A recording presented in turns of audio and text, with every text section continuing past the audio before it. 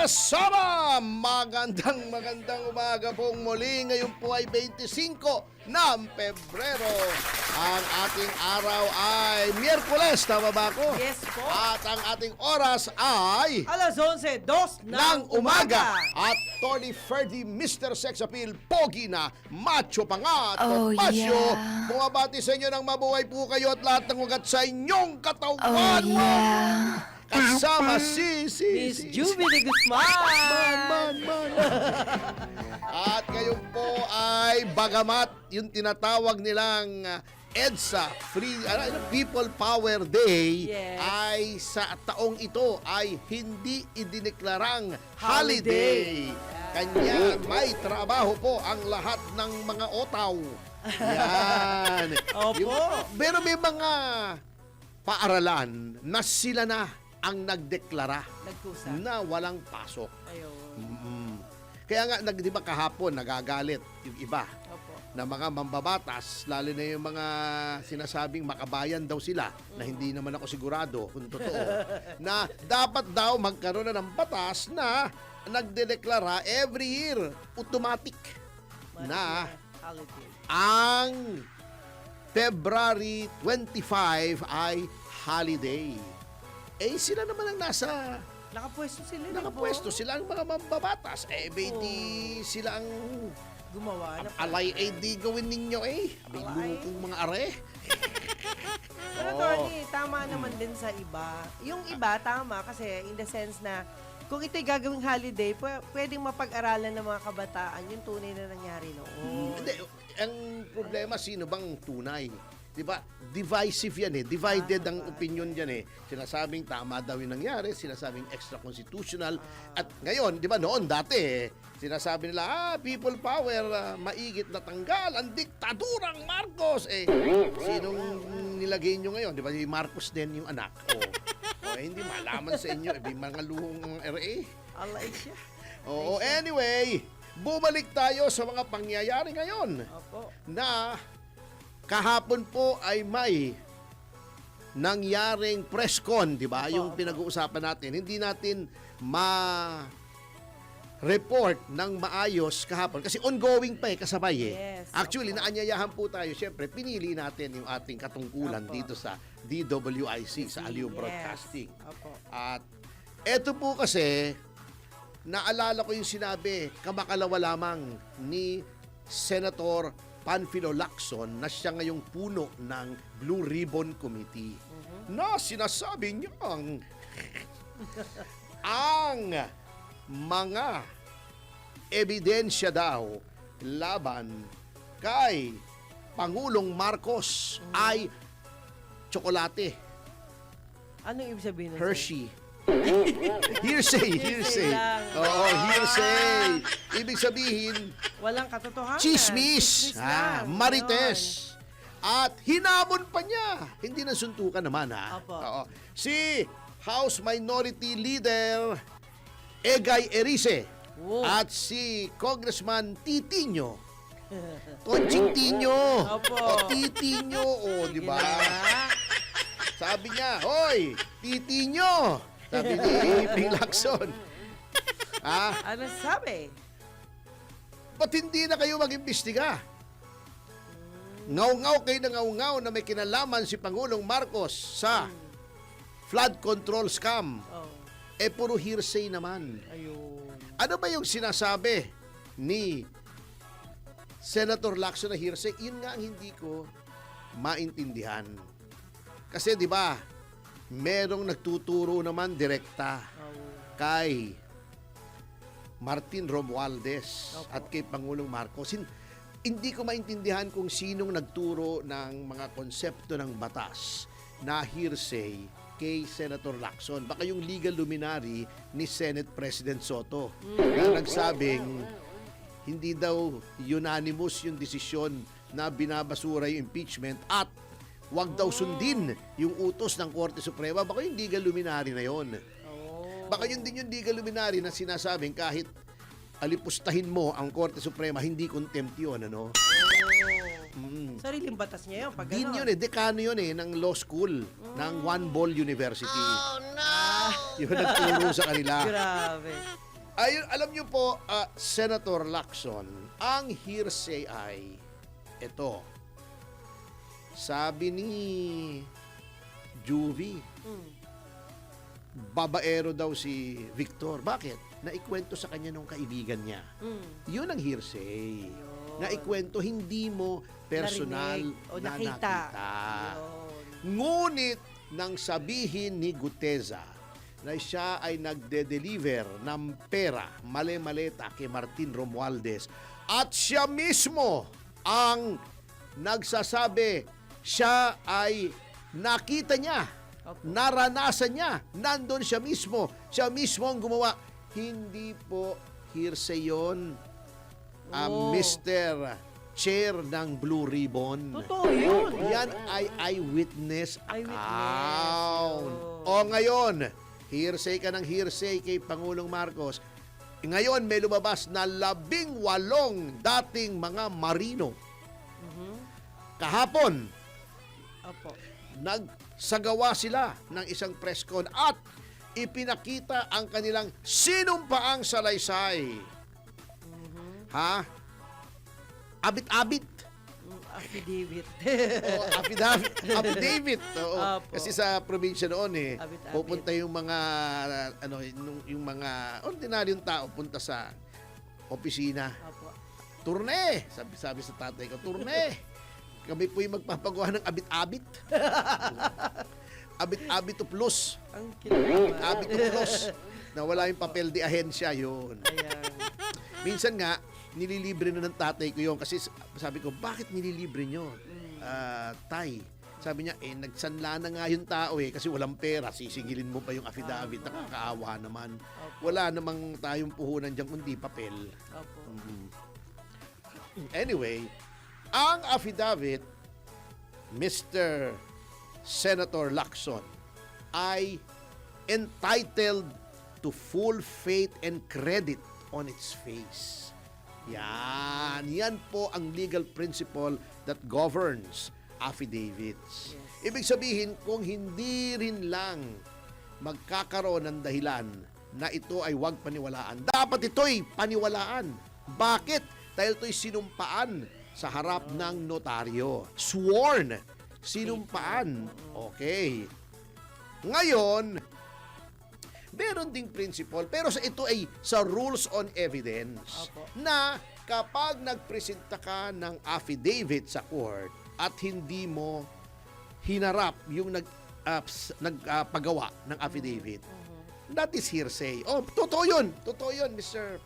Senator Lacson. Ngunit, eto na. Humarap na sa madla. Nandiyan Sa sila publiko, nag-press con, 18. May sworn statement. Wala pa namang report yung iyong Blue Ribbon tungkol sa flood control scandal, yung tinatawag na floodgate. Di ba? Oh. Bakit hindi muling buksan ang investigasyon ng Blue Ribbon at ipatawag itong mga ito? Iharap mo.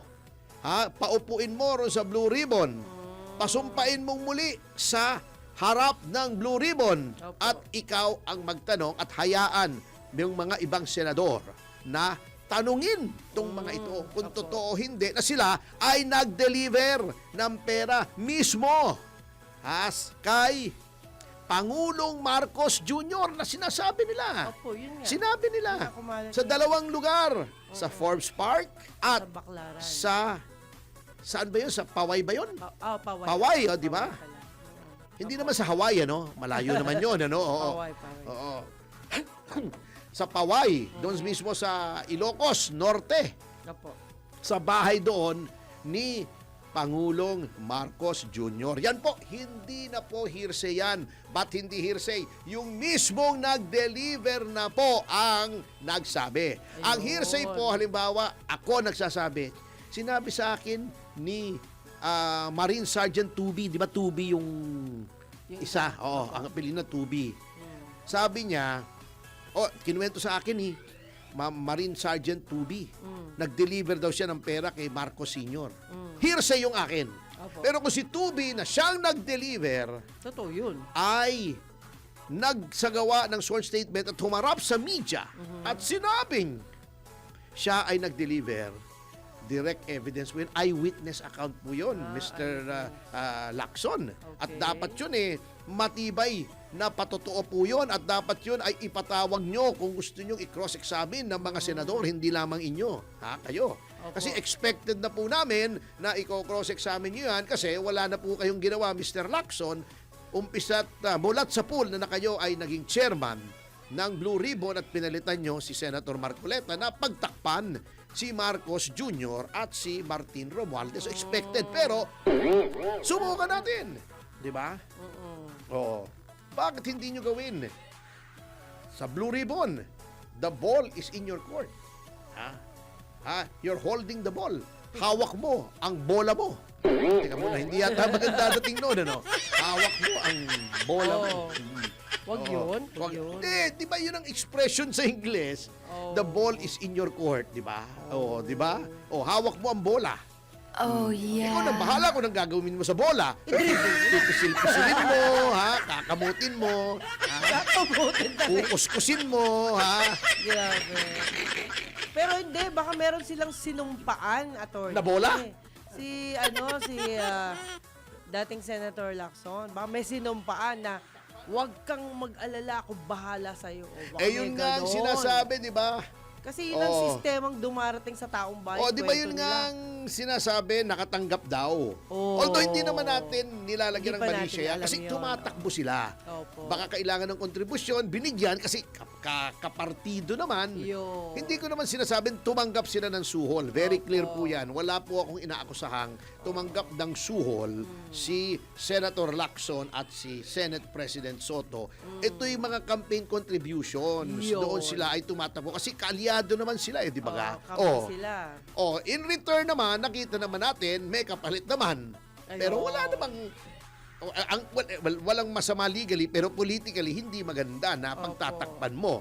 Kasi ang nangyayari, pinananaig mo yung personal na interest mo, yung utang na loob mo sa Kesa- individual kaysa sa kapakanan ng bayan. Yun. Paano ka tatawaging isang tunay na lingkod ng bayan?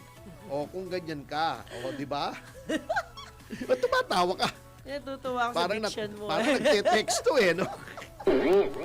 So yun po, yun Ayan. ang sitwasyon ngayon. Okay, ayan na. Ngayon, sinabi rin ng ating kaibigang si Attorney Levy Baligod na susulat sila Opo. sa ombudsman. Medyo napapakamot nga ako ng ulo nung pinapanood ko. Yung replay naman kasi kasabay Opo. natin Opo. Pagkatapos pinanood ko yung replay. Kasi, believe din ako sa kumpiyansa, sa pananalig ni Attorney Baligod, Okay yan. sa si Sir ombudsman Oo. kasi talagang sabi niya, may pinanghahawakan pa daw siyang manipis na Hala. pag-asa na gagampanan ng ombudsman ang kanyang sinumpaang tungkulin na mag-imbestiga ng anomalya. Kasi ako po, matagal na akong nawala ng pag-asa Levi. Opo. kay Ombudsman Jesus Crispin Bendalo Remulla. Di ba yun ang middle name niya, Bendalo? Oo nga. Oo. Sabi mo nga yung mga Vietnam Vin, di ba? Vindalo. Lagya ka talaga. Grabe. Na umaasa pa siya. Pero kung ako si Attorney Levy, friendly advice naman, lumiham Apo. din kay Senator Lacson at i-offer, ialay ang testimonya ng 12 Marines para mapatunayan kung totoo o hindi na may kinalaman si Pangulong Marcos Jr. Kasi mabigat ito. Yes. Oo.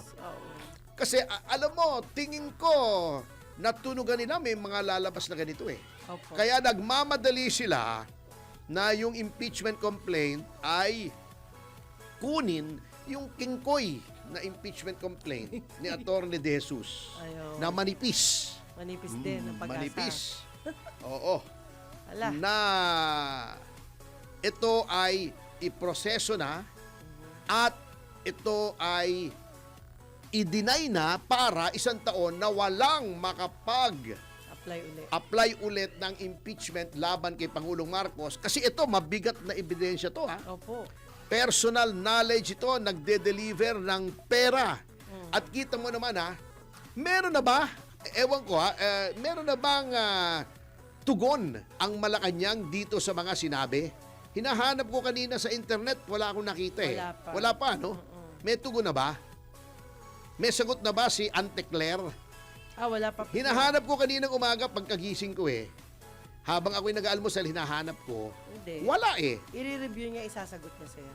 Ang tagal naman. Eh di ba laging gigil na gigil si Ante Claire? Ay, ngayon Ang mukhang- bilis sumagot. Bakit ngayon parang medyo natulala Opo. at hindi malaman ang sasabihin. Opo. Oh, di ba? Pero kung ano, sir, ito sa akin lang, kung si Senator Lacson ay gagawa ng sinasabi ninyo na bibigyan niya ng pagkakataon na imbestigahan muli, eh baka medyo yung sympathy ng tao ay gumanda rin. Mag-aangat din sa kanyang O kaya MC. nga, kita Malaking mo bagay to. dati si Lacson, gigil na gigil. Kay Bersamin, hindi kay ES Opo. yung pamangkin ba yun? Opo. Yung Undersecretary Bersamin. Yes, yes. Na sinasabi niya, may kanalaman yan, ba't hindi pinatawag? Hindi pinatawag eh. Oh. Yun nga ang nagtataka ko rito eh, kung bakit ganun eh. King Koy. Oo nga, hindi, walang biro. Parang triple hearsay pa daw eh. Hindi ko malaman kung ba't triple hearsay eh. Oh. Hindi, Diba? ano lang yan, attorney, trip-trip lang. Ikaw ang gusto ko ngayon. Oh. Alam nyo to, itong text message na sinasabi niya na Sige po. yung pinagbabasihan ng complaint at noong mga pahayag ni Congressman Erice, yung kaibigan natin si Congressman Erice, Opo. yung nananggaling kay Congressman Lian Leviste naman, ay nakita ko na rin yan eh. Bago pa nila nakita. Ayun. Kanya lang, since lumabas na, pwede ko nang sabihin. Opo. Noon hindi ako makapagsalita kasi confidential pa. Saka wala Ngayon nakikita. lumabas na eh. Oo. Wala na rin, nakita ko na po yan at humingi na rin siya ng payo kung anong dapat Yun. gawin. Pinayuhan ko siya. Siyempre, yung payo ko, hindi pwedeng sabihin yun. Opo, wag Kasi na. yun ang covered ng lawyer-client privilege. Yun, Pero nakita tama. ko po yan at ako'y kumbinsido na yan ay genuine. At yung sinasabi ni Senator Lacson na triple hearsay, hindi naman po bound by the strict rules on evidence ang Blue Ribbon Committee. O kung tingin mo hearsay, wala kang believe doon sa text messages, ba't hindi mo patawag si Undersecretary Bersamin? Yeah. And you confront him. Undersecretary, text message mo ba ito? Oo, hindi. Ganun lang naman yun eh. Yeah. Napakadali naman eh. Kasi, di ba, sabi nga nila, yung lumang-lumang kasabihan, pag ayaw, may dahilan. Pag nais ay may paraan. Kaya yan bagsak na bagsak ang kredibilidad ni Senator Lacson kasi obvious na Mabagal yung advisor niya, yun lang po yun. ang daming lumabas na paputok kahapon. Unfortunately, yung mga ibang media organizations, hindi ito. Siyempre, laging parehas naman ang Opo. aliw eh. Broadcasting at ang DWIC, Opo. ang studio, ang Channel 23, Opo. Meron pang paputok na nakatanggap ng pera yung mga investigador ng ICC through former Senator Trillanes. Dapat dollars. imbestigahan din yan. Kasi Oo. foreign interference yan sa ating soberanya. Bakit tumatanggap ng pera ang ICC, di ba? for? Maraming pasabog na dapat imbestigahan. Paktay. Pero walang tugon ang Malacanang, di ba? Yun ang mabigat. Kung ano-anong tinutugon, katulad noong discussion, di ba? Doon sa kung paano na napunta si Pangulong Duterte sa ICC, walang masagot eh. Di ba tinatanong, yung bang ginastos sa eroplano papunta sa Netherlands, nalulan si dating Pangulong Duterte, yun ba ay sinong gumastos? Ang pamahalaan ba o pribadong tao? Wala namang maisagot, ba? Nasagot Paikot-ikot dati. lang. Ano sabi? dati nasagot Hindi, dyan. may tinanong parang paikot-ikot Ayun nga po. Oo. Nahilo nga tayo Baka mga ngayon, paikot-ikot ayaw na nilang aminin, pero sinabi na nila. Sinagot na nila. Oo, dati sinasabi nila, private plane daw yon. Pero Opo. hindi nga malaman kasi dapat nalalaman natin yon. Malabo ang storya. Yun. At doon po ay very clear. Alam nyo, dyan ako nagtataka sa ICC. Kaya alam nyo, kangaroo court talaga yung ICC Di ba dapat yan, ang pinangangalagaan nila ay human rights? Eto nilabag yung human rights ni Opo. Pangulong Duterte, bakit hinahayaan nila? Bakit ayaw nilang pakinggan? Diba? Dahil bayad Yun na lang. sila.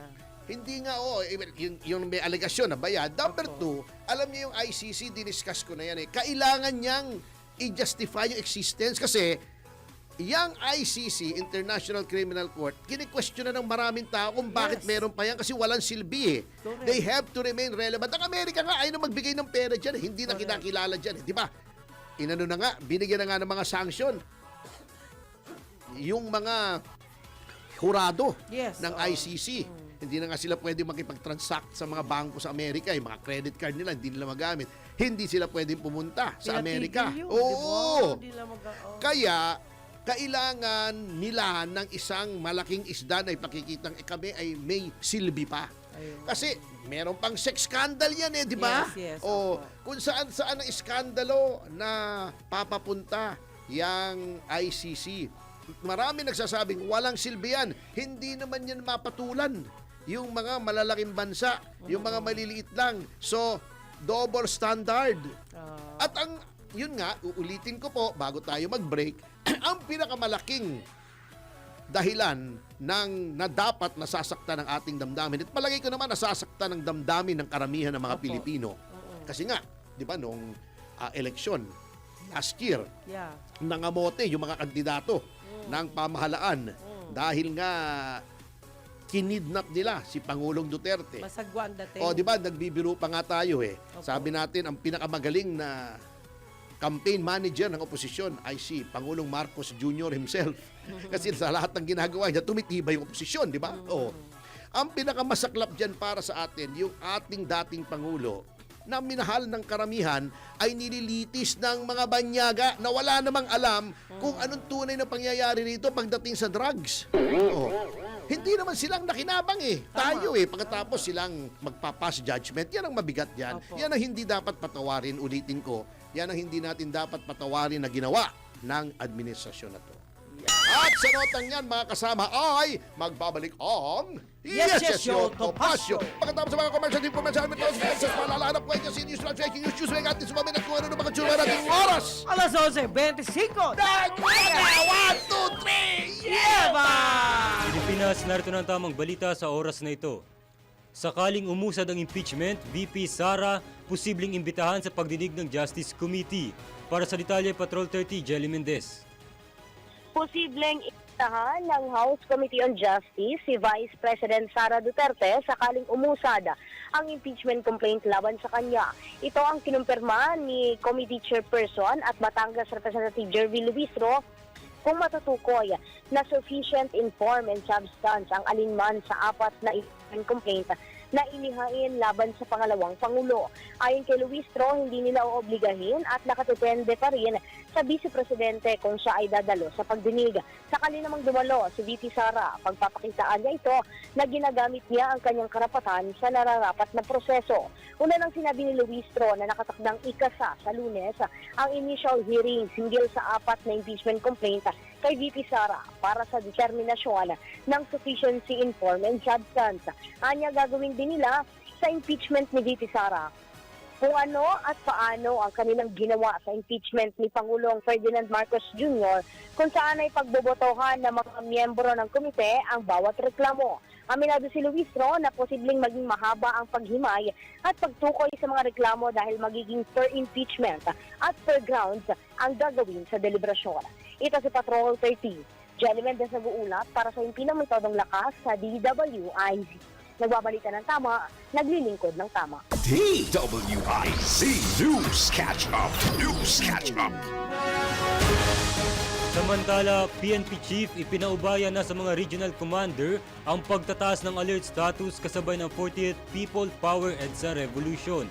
Para sa detalye, Patrol 17, Jopel Pelenio. Nakadepende na sa mga PNP Regional Commander kung magtataas sila ng alert status kasabay ng pagdiriwang ngayong araw ng ika-40 anibersaryo ng EDSA People Power Revolution. Ginawa ni PNP Chief Police General Jose Menacio Nartates Jr. ang payag matapos isailalim ng NCRPO sa full alert status ang buong Metro Manila. Ayon kay General Nartates, mahigpit nilang tinututukan ang mga kaganapan sa People Power Monument at sa EDSA Shrine kasunod ng mga isinasagawang kilos protesta. Pahayag ng General, pinaigting na nila ang intelligence gathering ng PNP para sa mga posibleng banta sa seguridad at mga maaring magpakalat ng fake news online. Ito si Patrol 17 Chopel Peleño para sa impilang may totong lakas, DWIZ. Nagbabalita ng tama, naglilingkod ng tama. DWIZ News Catch Up. News Catch Up. Samantala, Chinese national arestado sa identity fraud. LTO, BI at AFP nagtulungan. Para sa detalye, Patrol 38, Jen Patrolya. Kinumpirma ng Land Transportation Office katuwang ang Bureau of Immigration at Armed Forces of the Philippines ang pagkakaaresto sa Chinese national na si Ling Guanzi, 47 anyos, dahil sa sinasabing paggamit ng iba't ibang pagkakakilanlan upang makakuha ng mga dokumentong inisyu ng pamahalaan. Ayon sa LTO, iisang tao lamang si Ling Guanzi at ang nagngangalang Mike Carmen C na nakuhanan ng driver's license sa pamagitan ng maling representasyon na labag sa Republic Act 4136 na inamyendahan ng Republic Act 10930. Kinumpirma ng mga otoridad na nagtugma ang fingerprints sa dalawang magkaibang pangalan. Lumabas din sa investigasyon na gumamit umano ng Philippine passport ang suspect sa pagbiyahe sa ibang bansa. Habang nagpapanggap na Pilipino, nakadetine na ang suspect sa BI Warden Facility habang isinasailalim sa deportation proceedings at patuloy ang investigasyon sa posibleng mga kasabwat. Ako si Patrol 38, Jen Patrolya nag-uulat sa himpilang may todong lakas DWIZ. Nagbabalita ng tama, naglilingkod ng tama. DWIZ News Catch Up. News Catch Up. At yan ang mga tamang balita sa oras na ito. Mag-follow at subscribe sa lahat ng DWIZ News digital accounts, Facebook, Instagram, YouTube, TikTok, X, DWIZ News App at DWIZ News website. Ako po si Terence Mulave, nagbabalita ng tama, naglilingkod ng tama. Yeba mga kasama! Nagbabalik ang Yes Yo Topasyo sa oras na... Alas 11:35 ng umaga. Yes, eto po si Attorney Ferdy, Mr. Sexapil Topasyo. At ako naman si Miss Juvie de Guzman. At ngayon po sa ating pagbabalik mga kasama ay narito na tayo sa ating paboritong bahagi na Pinamagato.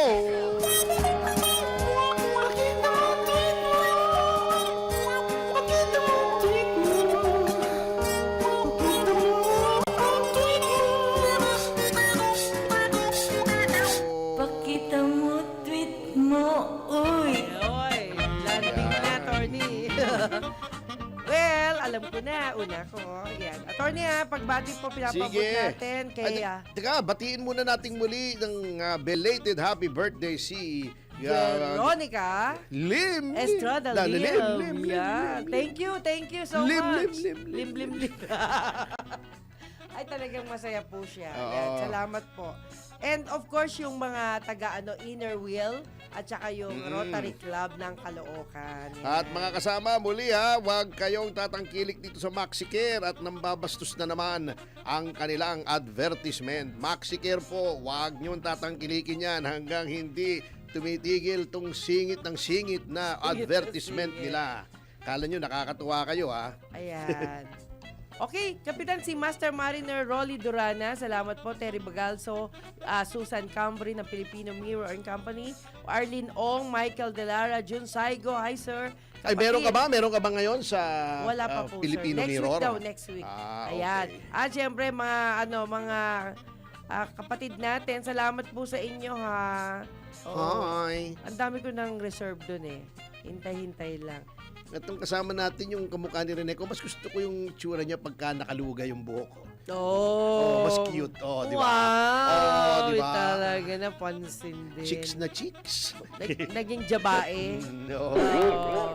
Okay, at syempre, El Maestro, salamat po. At sa lahat ng mga regular viewers and listeners ng Yes Yes Show, Topacio, we love you Yes. very much. Okay, Atty. Mahal namin kayo. Ayun. Sandara Park. Oh, yeah. Anyway, katulad ng dati, nandito yung ating mga suki, sina Christian Gatbonton. Present from Valenzuela, Leo Teneros, yeba daw. Yeba. Ito, birthday nitong si Gerald Calzado sa Sabado. Opo. Happy birthday! Sir Gerald. Wow. At ito, na siya ay nanonood mula sa Diktador, Tambaloslos, Crocs Country. Yeah. Ayan. Yan. Uy, sabi ni Christian Gatbonton daw.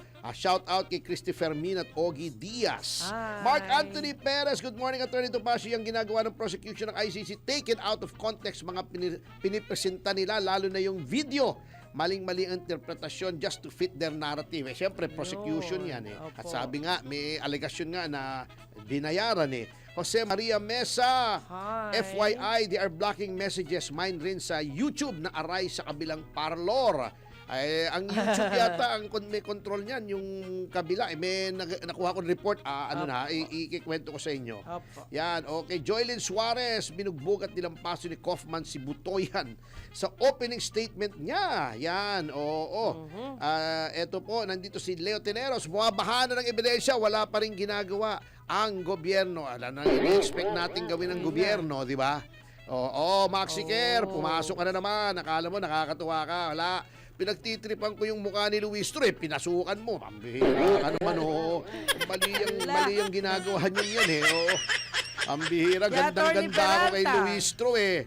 Ayan, binlock nyo na. Ano ba na yan? Maxi Care, wag nyong tatangkilikin yan. Walang kwenta yan. Bastusan na yung advertisement niyan. Okay. Maxi Care, tigil nyo na yan. Akala nyo natutuwa sa inyo. Yung mga nanonood sa amin, nabibwisit din sa inyo. Kasi nakakaabala kayo eh. Pambihira kayo Maxi Care, tigil nyo na yan. Pasita Shimosato, watching from Japan. Nel de Guzman, Bocaue, Bulacan. Ay, hello. Yan, babaeng dalawang si Meta kaya di nakatanggap ng Hi. maleta. Si Meta daw. Meta, ayan. Invited daw ako sa birthday ni Gerald. Baka naman sa Wow. Tambaloslos, Crocs Country yan. Napakalayo. Malayo. At Tupoka 2009, nice pick ni Teacher Stella sa maleta. Ako nga napansin ko nga Patrick Jason Abad, good morning. Dinabati ko po yung buong pamilya ko nakikinig habang nagluluto ng lunch namin sina Lolo Yoni, Mama Badet at Syla from Ubay, Oh, Bohol. yeah. Jeneline Martin, love daw. Yan, Tatay Strauss. Maayong buntag po, Attorney Ferdy and Ma'am Juby. Ang Opo. dami na palang MA mistulang attorney sa Senado at Congress ngayon. Oh. Lahat naging attorney na eh. Oh. Nahawa kay Dan Fernandez, si attorney Google. Yes. Yan, Joan Esteban, binigyan kasi din sila ng maleta. Yes. Maricel Manungsong, yes, yo. Jovi Maaba, good day po Hi. for watching from Tuguegarao City. Tessie Labo, hi daw, and love. Maria Wow. Lourdes Merioles, good AM Attorney Ferdy and Madam Juvie. Hi. Masaya naman kaming mag-asawa kapag nanonood ng programa nyo. Very informative. Thank you po. Wow. Nagsasagawa Okay. na alin? Ay, Hindi, akala ko mag-sasagawa, mag-asawa pala. Mali yung okay. tingin ko, sorry po, tumatanda Sorry na eh. po. Melda Ayan. Aquino. Good Yan. morning, Attorney Topacio, Ma'am Juby de Guzman. God Hi. bless, watching from Japan. Maria Elsa Arigatou Ramos, hello, gozaimasu. Attorney, watching from Macau. Na-miss ko po kayo. Pasensya na po, nagbakasyon. Bakasyon naman po, paminsan-minsan. Domo, Israela arigatou Pinay, gozaimasu. watching from Jerusalem. Israel, Kitty Schnauzer. Soto Legarda Villar, Erwin Tulfo. Yan, ano ba yun? Hindi ko makita yung... Sabado. Good day, Attorney and Ma'am. Hi. Yan, binibati daw ni Nena Daddy si Silent Senator Vin Tumbling. Ano ba yan? Habing tumbling? Sige. Kapatid ni Vin Diesel. Yan, Bangungot One. Once again, good morning everyone. Muli mula sa Timog, San Francisco, Barrio San Mateo. Probinsya ng California, Lupa Mundo. Ano yung Lupa Mundo? Oh.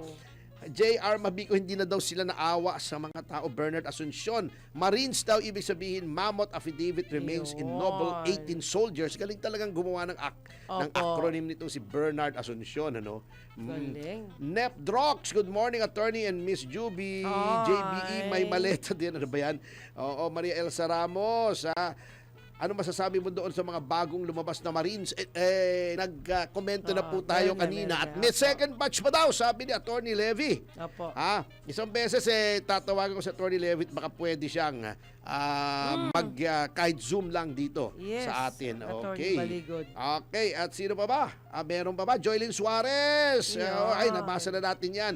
At siyempre, Messi Tirso, Tirso diba? ba? Wala Meron- pa. Christian Baldosa. Oh. Pabati daw sa biyanan ko si Sinaida Cruz. Happy birthday night! Talagang, Oh, yeah. natutuwa ako dyan. Mahal na mahal niya yung biyanan niya.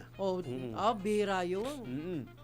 Good Si yan. Jeje Palasan Sarbida, attorney watching from Maui, Hawaii. Good morning Ayan. daw sa ating dalawa. Romeo Gonzales. morning. Pabati sa unang apo ko sa tuhod. Isinilang kagabi. Uy, congratulations. Alo. Apo sa tuhod, ha? Ang galing, Ang haba ng buhay nitong si Romeo Gonzales. O baka naman 15 years old na kasama niya. Attorney Tene. Attorney Sige, Peralta. banat. Ayan, sabi po niya ni Katirso, dark clouds in the sky are always the ones which give good rains. Similarly, dark days in our life will always bring happy days. Trials in life are like washing machines. They twist us, spin us, and knock us around. But in the end, we come out cleaner, brighter, and better Oo nga naman. than Oo. before. Godspeed. Thank you, Yes. Katirso. Ihabol natin si Lalaine Sago, nandito. po. Yan. Si Christian Baldosa, nasabi na natin. Si Opo. Romeo Gonzales, Michael Factura, watching from Villanueva. Ayan, Josephine Miss Salvador and Samis, Company. Yan, Oriental. Ayan. Yan. Nakatanggap daw si Lacson daw ng hand carry. Sabi. Jan Claraval, good morning from Dubai. Mr. Yeah, BRJ321 Bimbo. Opo. Bimbo Jack watching from Japan. Lisa Di Malaluan watching from Ay. Occidental Mindoro. Honorato Opo, Gadi. Yan, yes. Jeneline Martin. Maricel Manongsong naghumabol. Opo. Yan, at syempre si Michael Guy, si Rolly Mende Tomas. Yan, yes. si Ryan Ang. Hi. Ayan, nakikinig pong palagi yan. Si Roma Opo. Valdez. At Tony Raulito Paras. At Torny Rui Rondain. Yan. Si Ramil. Hi. Oliveros, thank you in advance sa tulong mo doon sa kompanyera ko. Oh. Alam mo na yun. Opo. Okay, siyempre, sino pa ba? Si Alex Cruz. At saka ang kanyang butihing may bahay na si Aida William Gatchalian, Opo. Andrew Tan, Willie Keng, Iyan, Yun. RJ and Jingay Samonte, Richard Chuateco, Rainier Chu. Casado Maraming family. salamat. Oo, yes. Ay. Okay. At sa notang yan ay magbabalik po tayo, magpapatuloy ang ating pag-aaral sa pagbabalik Yes, ng yes, Yes, Yo, Pasyo. Topasyo, ating oras Alas 11:45 ng ng umaga. 1, 2, 3! Yeah! Yeah, mga kasama, magandang umaga pong muli nagbabalik ang Yes, Yo, Topasyo. At Tony Ferdy Topasyo, At Miss Juvie de Guzman. ating oras. Alas 11:48 ng umaga. Yan po, at syempre po, sabi ko, ipagpapatuloy natin ang ating pag-aaral. Meron lang po tayong gustong ibahagi na leksyon sa ating mga kababayan. Kasi nag-press con po kamakailan ang Malacanang at tinanong ang napakagaling na abogadong si Claire Castro Oh, meron na. Ayan. kung legal daw yung pagdala kay dating Pangulong Duterte sa Netherlands. Okay. Sabi niya, legal! Oh. Bakit? Ano ang kanyang basihan bilang abogado? Republic Act 9851 daw. Oh. Na may petsang December 11, 2009. Otherwise known as an act defining and penalizing crimes against international humanitarian law, genocide and other crimes against humanity. Chu-chu-chu-chu-chu. Chu-chu-chu-chu-chu. Okay. Okay. Suriin po natin ang sinasabi ng Malacanang. Opo. Ang Republic Act 9851 ay isang act of Congress. Legislation. Tama naman ang Malacanang batas. Okay. Di ba? Okay. Ngunit, iba-iba po ang batas. Oh. May hierarchy yan ang batas. Halimbawa, ordinansa ng isang lungsod o munisipyo na sumasalangsang sa local government code Kasi ang local government code, may local taxation, Opo. may national taxation. Oho. Naglabas ng ordinansa ang, let's say, lungsod ng Tawi-Tawi. Mm. Sinasabing ang sweldo ay may tax na kokolektahin ng lungsod. Hindi po pwede yon dahil ang National Internal Revenue Code ang nagsasabi at ang local government code ang nagsasabing ang national taxation on income ay national government ang kumukolekta at hindi yung local Local government. government. Parehong batas yan. Ang ordinansa ay batas May na difference. iginawad ng sangguniang panglunsod upang maging effective sa lungsod na yon. Ang Republic Act ay batas na iginawad naman ng lehislatura ng Kongreso para maging effective sa buong Pilipinas. Between these two laws, parehong batas yan. Opo. Ang masusunod ay yung RA kasi sa kategorya mas mataas siya. Republica. Okay, pumunta tayo rito. Lalo-lalo na kung hindi sumisingit yung MaxiCare. Ang bastos talaga ng advertisement yung MaxiCare. Oh, ha? Anong nakalagay dito na pinagbabasihan ng ating pamahalaan kung bakit si Pangulong Duterte daw ay dinala nila ng hindi dumadaan sa hukuman. Ha? Okay. Eto ha. Meron daw dito ang probisyon na nagsasabing kapag ang isang Pilipino ay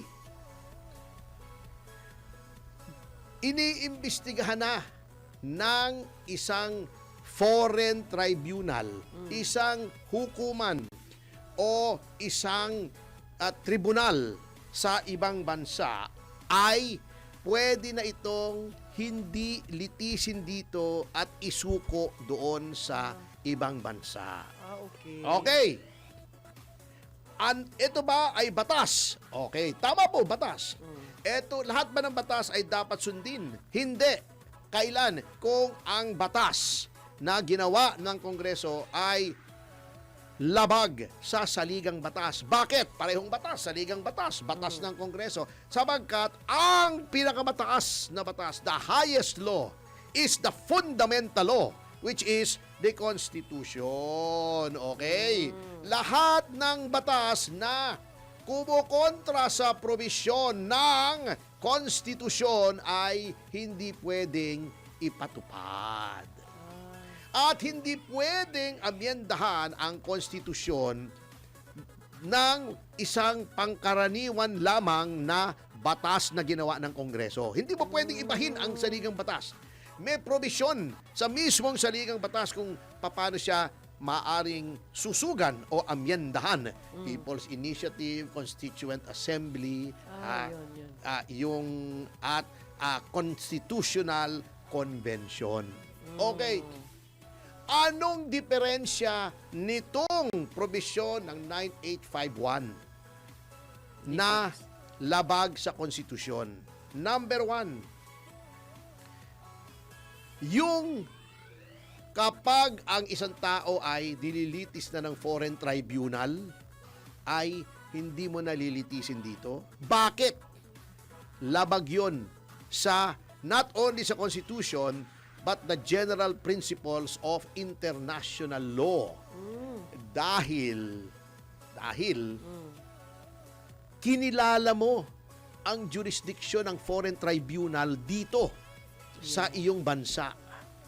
Ang ibig sabihin ng sovereignty, may kasarinlan ka.